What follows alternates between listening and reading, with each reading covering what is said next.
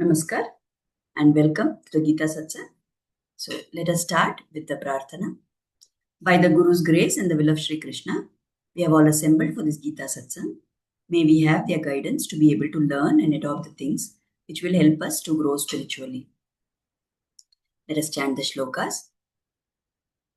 Vasudeva Sutam Devam Kamsa Chanuramardanam Devaki Paramanandam Krishnam Vande Jagadgurum कृष्णाय वासुदेवाय हरये परमात्मने प्रणतक्लेशनाशाय गोविन्दाय नमो नमः।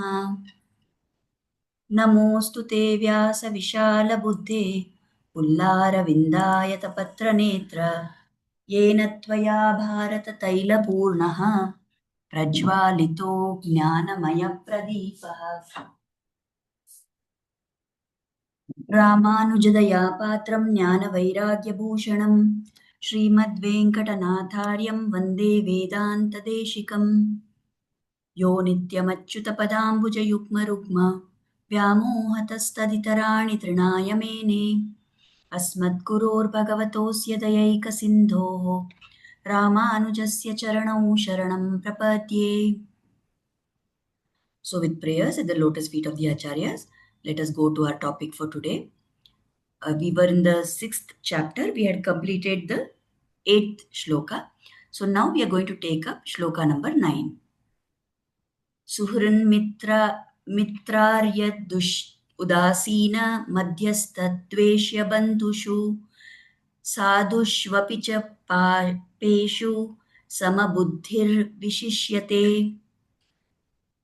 The person who looks with samadarshana, with samabuddhi, with equality at all these categories of people. One, people who are our suhrad, our well-wishers, people who are our friends, people who are our enemies, foes, the people who are indifferent to us, those who are neutral, those who are hateful, and our relatives.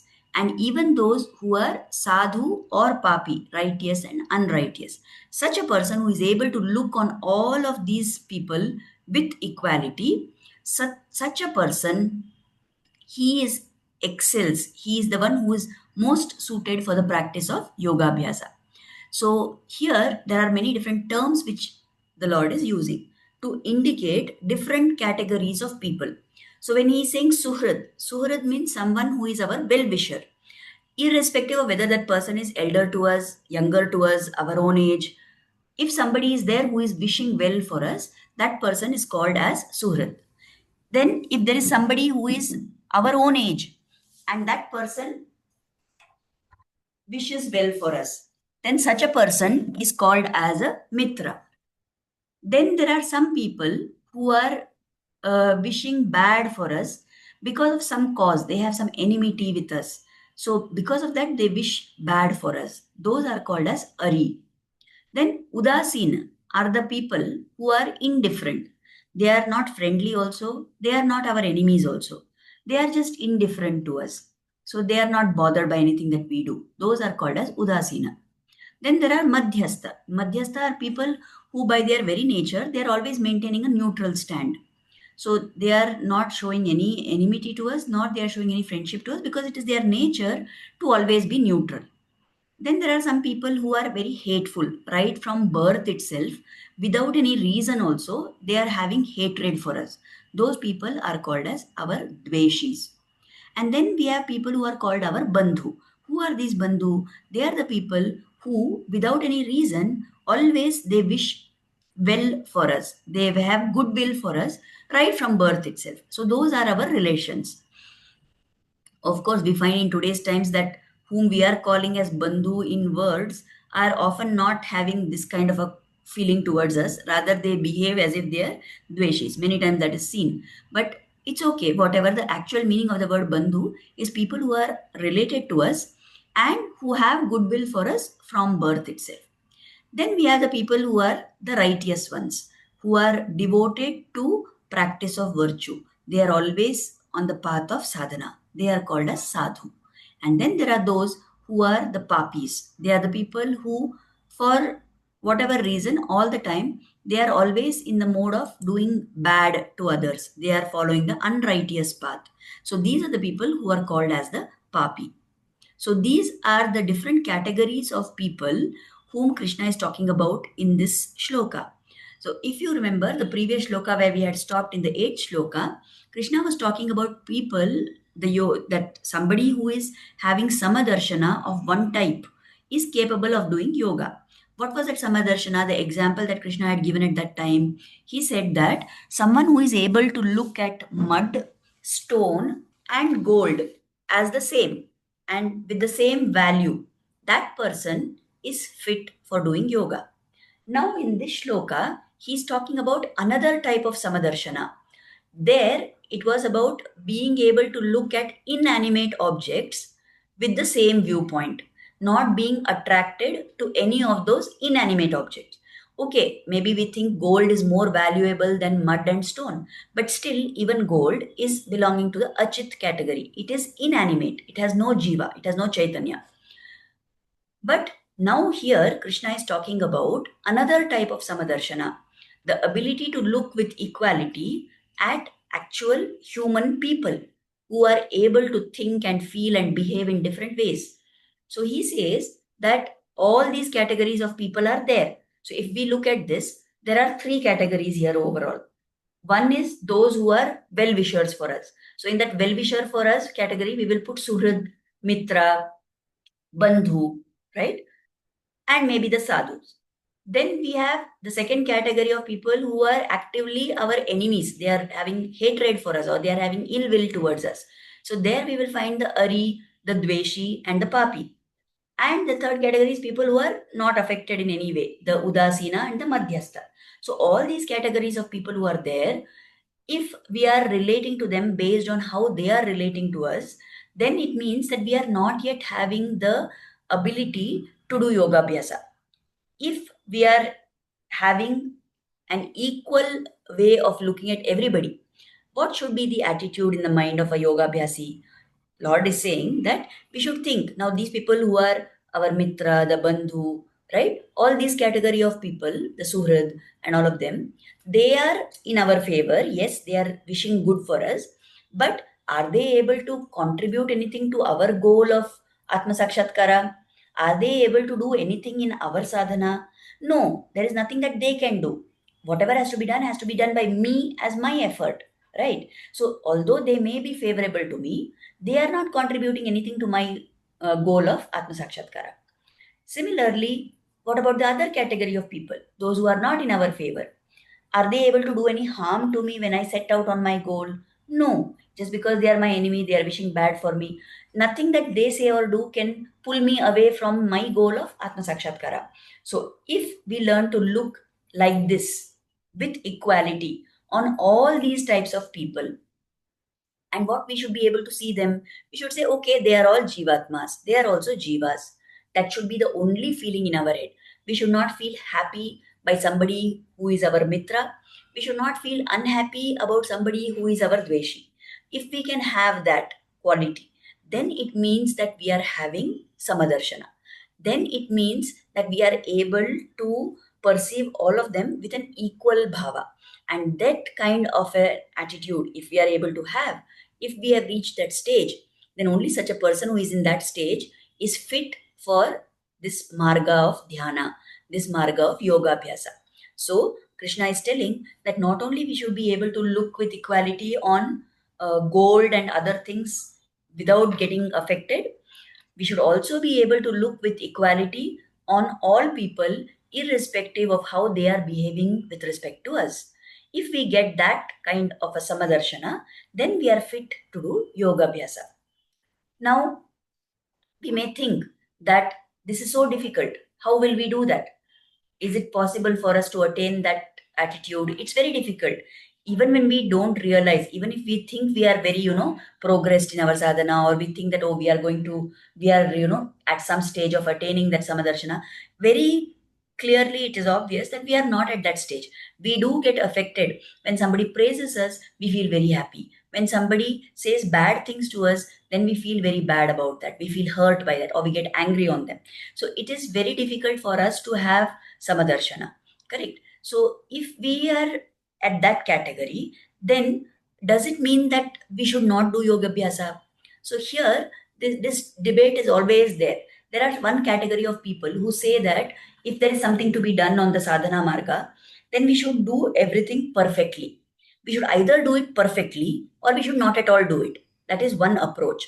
The other approach that some people take is they say, you do whatever is possible for you right now. You start doing whatever you can right now. As you keep doing that, then you will be able to reach that stage where you are not affected by things. So, in sadhana, in spirituality, it is important to have this second kind of attitude that if I wait for the day when I become perfect, when I have perfectly controlled my senses, when I have come perfectly achieved samadarshana, and then I will start doing sadhana, that day is never going to come. But if I start where I am, whatever, I have my faults, I have my negatives, but even with all those, I will start doing whatever little I can. So that will make sure that I progress further. And slowly, at some point of time, seeing that I'm putting effort, God Himself will come and help me to get better at it.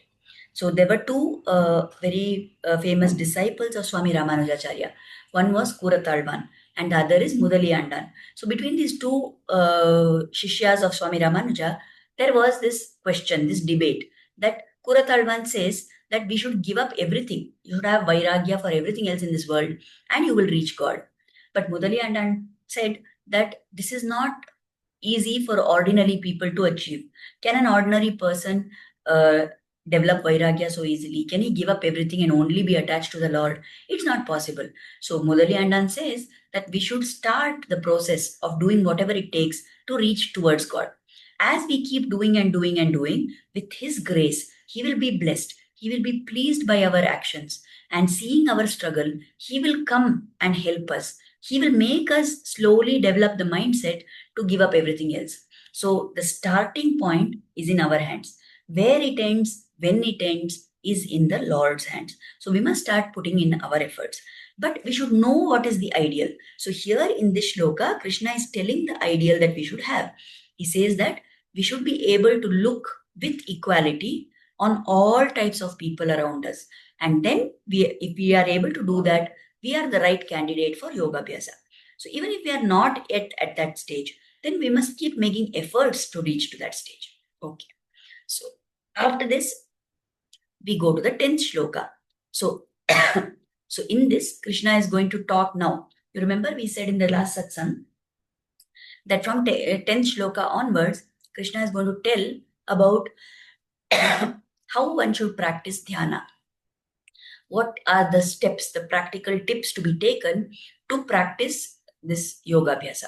So here he's telling about how that yogi should start this practice. So in the 10th shloka he says, Yogi yunjita satatam atmanam rahasi stitaha ekakiyata chittatma nirashira parigraha. The yogi should constantly apply his mind to yoga, remaining alone in a solitary place, controlling distractive, discursive thinking, free from desire and the sense of possession. So there are many things which are told here. So who is this yogi who is being referred to? Somebody who is doing the practice of karma yoga. Now he is telling that satatam, all the time this yogi should be thinking of yoga. Constantly he should practice yoga. So constantly means what? Every day, daily. Now we are not living a life where we have given up everything else and we are only going to be all the time doing yoga abhyasa, isn't it? We are all the time in dhyana. That is not possible. That is not feasible for us. But what does it mean then? That what we have to adopt for our times now is that we must make at least a little time every day, consistently, without fail, to do this practice of yoga. So constantly, every day. Satatam means all the time. But for us, what we should take it as is, we should set aside some prescribed time for doing yoga abhyasa, and we must devote that time every day for the dhyana. What is the best time to do this? As we know, it is the Brahmi Muhurta. So at that time, it is said that is the time when all the Rishi Munis are also engaged in tapas, and that is why the Satvikata is very high in the environment. So that Brahmi Muhurta is the best time to practice this dhyana. Then Krishna is telling that you must be in a solitary place. Okay, you must be in a solitary place, ekaki, he says, and rahasi sthita, without any other disturbances. You stay alone in a solitary place where there's nobody to disturb you. Now, we may think that, oh, what happens if somebody is there? I can't find such a place where there's nobody. Then at least find a time when you are alone and nobody else is there to disturb you. What is the importance of these? Having a quiet place, having a place where there is no disturbance by somebody else talking or their activities. That is very important, especially in the beginning stages. Because if there is sound, if there is noise, if there is something else that is happening, people are talking, that will definitely distract our mind. So when we ourselves are in the beginner stage, we cannot do dhyana by sitting in the place where there is disturbance. So we must find a place when we are alone, where there is nobody around us, where there is no distraction at all, no chance of any disturbance. Already our mind only will go here and there. That is a different level. But at least externally around us, there should not be any physical activity of anybody going on in that place. So when we find that such a place and a time, then we must start our yoga abhyasa in this manner. So, what is this meditation? What is this dhyana? It means to engage our mind in contemplation, in thinking about the true nature of the Atma. So, during that time that we have set aside, we must fix our mind, we must prevent our mind, we must control our mind and not allow it to run here and there thinking about this and that, and instead to think about the true nature of the Atma. What is this? What is this whom I'm calling as me? Am I the body? Am I the Atma? I am not the body. I am only the Atma. What is the Swarupa of this Atma? How great is the Swarupa of the Atma? It is just like the Paramatma. Like that, when we think about these aspects of the Atma, the real nature of the Atma, that is what is called as meditation. So at this time, we must give up thinking about other things. Now, that is easier said and done, isn't it? We have all observed that if we sit down and try to control our mind and quiet our mind, purposely, it keeps at that time only all the thoughts of the world will come upon us. When we are doing some work, also, we may not be thinking so many things. But if we sit down and say, now I'm not going to think about anything and I'm going to do meditation, at that time, we find that all the work in the world, we remember about it. We start thinking about what all we have to do. We start thinking about what we have to tell instructions to other people. We start getting all the thoughts of the world at the time when we decide that we must control our mind. So that is natural, that is bound to happen. Nobody who starts on the first day is going to achieve that silence of the mind, isn't it? But we must make the effort. Making that effort is part of the process of yoga abhyasa. So we must restrain our mind from thinking about other things, and we must pull the mind back. It will go here and there, it will run behind this and that thought, but become aware of that, how the mind is getting distracted, and pull it back to contemplate on your Atma. That is what is the practice of dhyana.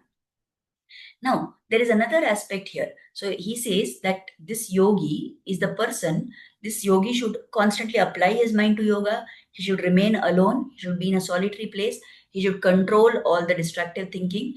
He should be free from desire and he should be free from the sense of possession. So, what is this?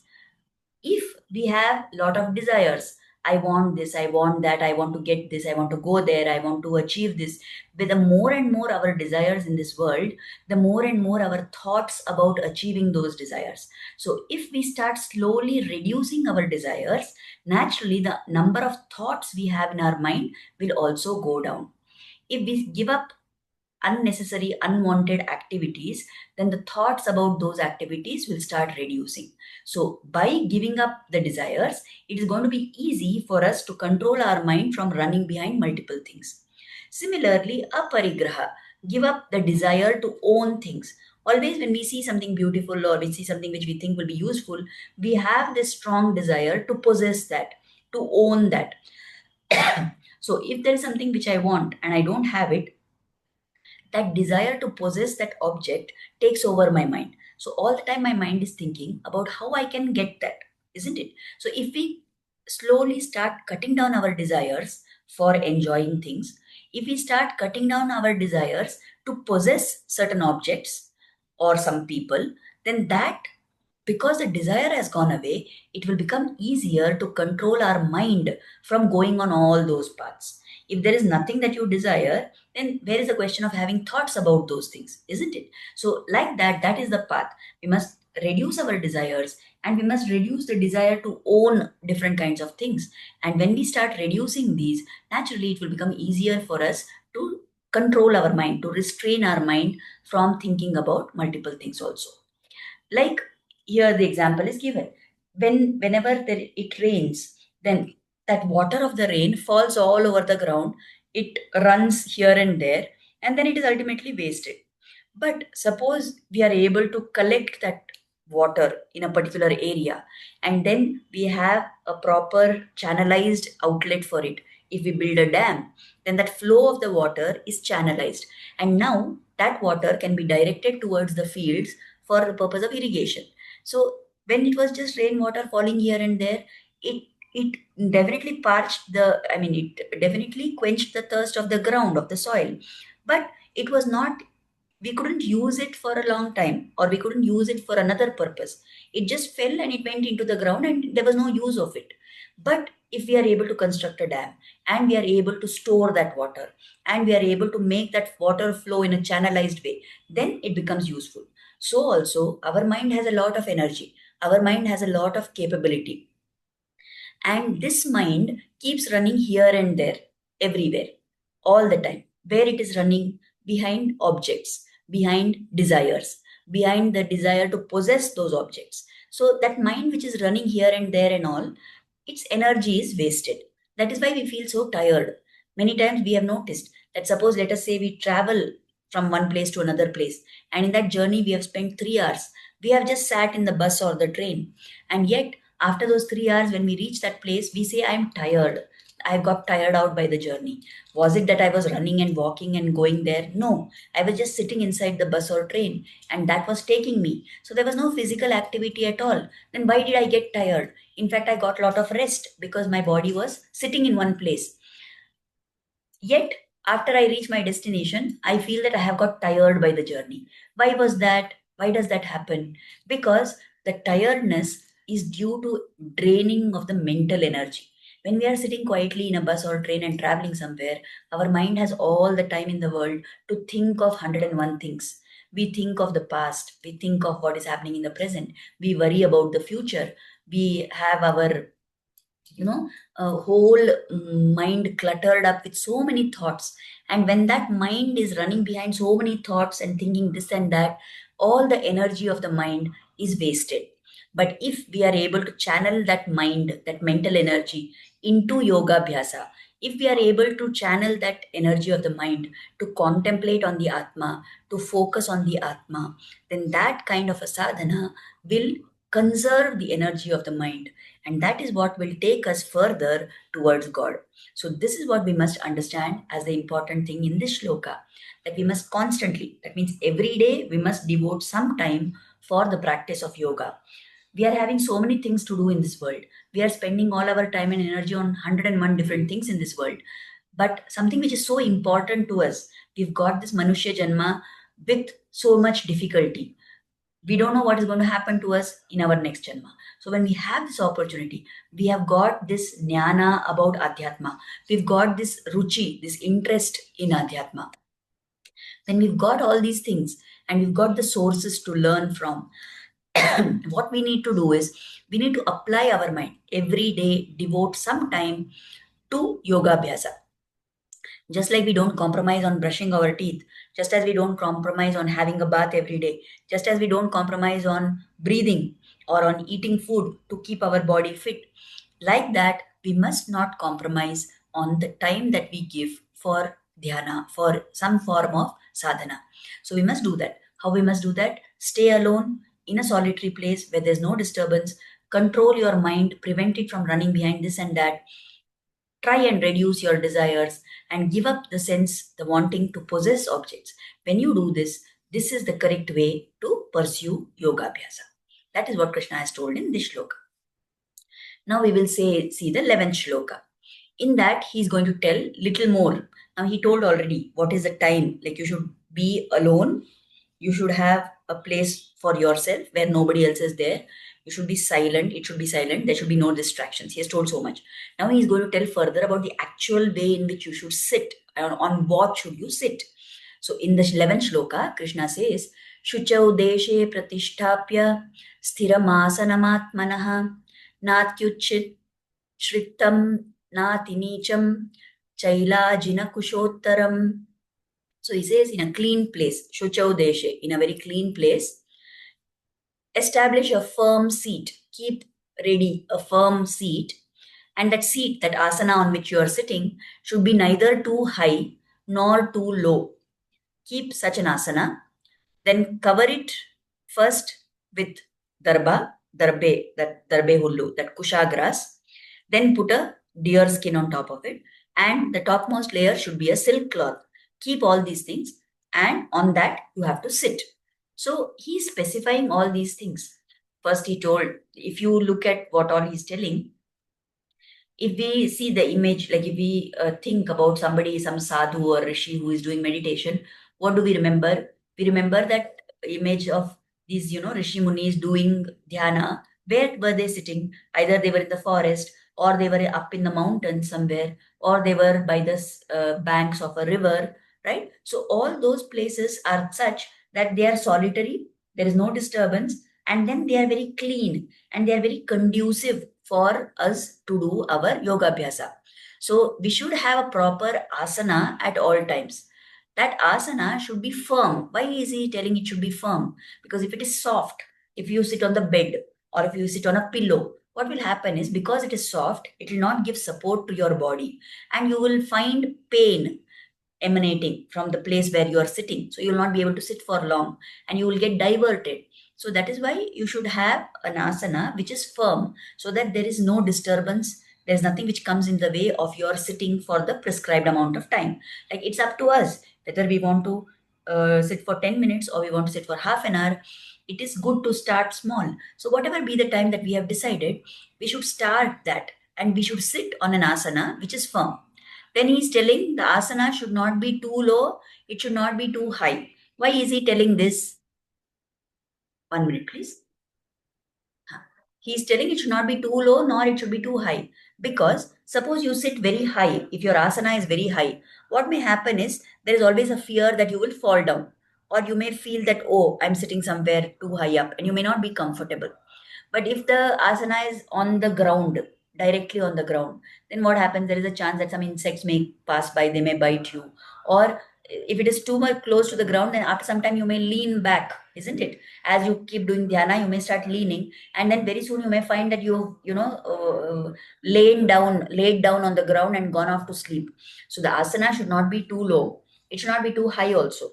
And you should cover it with these things, the darbha grass or with deer skin or a silk vastram. These are all told because they are things which will make the situation conducive for you to do your dhyana. This darbe ullu, it is used in so many of our rituals. Why is it? Because that is something which increases the sattvikata of the place.